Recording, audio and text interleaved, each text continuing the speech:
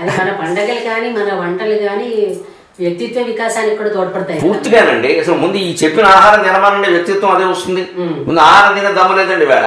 అది వద్దు ఇది వద్దు అంటారు. 90% వద్దన్న తర్వాత ఏం తింటాడు గడ్డ. ఇప్పుడు అది మీరు అన్నారు కాబట్టి చెప్తున్నప్పుడు అది కూడా ఒక వ్యాపారం అయిపోయింది కదా. ఆహారం కూడా వ్యాపారం అయిందండి. ఇవి తినకండి ఇవే తినండి. శాస్త్రం ప్రకారం చెప్పాలంటే సృష్టి ప్రకారం ఏ ప్రాంత ప్రజలు తినదగిన ఆహారాన్ని భగవంతుడు ఆ ప్రాంతంలో సృష్టిస్తాడు. స్పష్టంగా యోగ వాసిష్టంలో ఉంది విషయం. యద్యదృశ్యం శుద్ధచిత్కం తజ్జీవో భవతి స్వతః యో యో నామ యథా గ్రీష్మే కల్పస్వేదాద్ భవేత్ క్రిమిః. ఒక నల్లి పుడుతోంది. నల్లి ఎక్కడి నుంచి పుడుతుందని చెమట్లోంచి పుడుతోంది.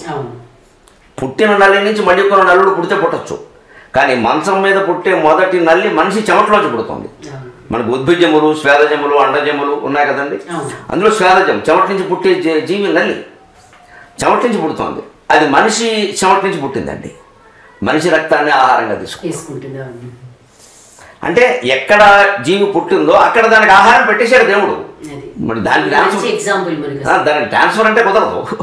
నల్లి ఎక్కడికి పెడుతుంది ఆహారం కోసం? అక్కడే ఉందో కాస్త కుట్టువాడిని అయిపోయింది. ఒక్కసారి ఇలా పుడితే మనం మేలుకొనేలాగా దానికి సరిపడా ఒక 1/2 లీటర్ వెళ్ళిపోయిందండి. దానికి 1/2 లీటర్ అయింది ఆ బిందువు.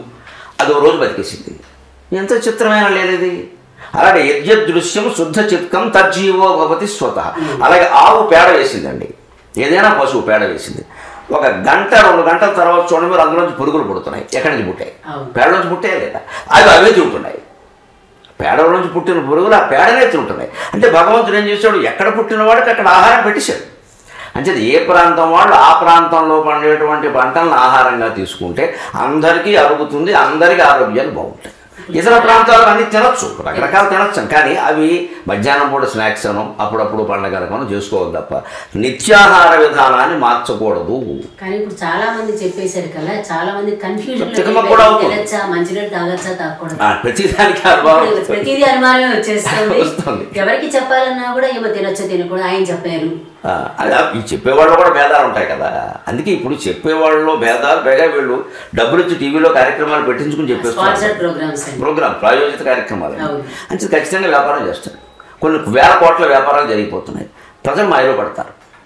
అందరూ గ్రహించవలసింది ఏంటంటే స్పష్టంగా నిష్పక్షపాతంగా మాట్లాడుకుంటే ఏ ప్రాంతంలో పండిన పంట ఆ ప్రాంత ప్రజలకు చాలా బాగుంటుంది.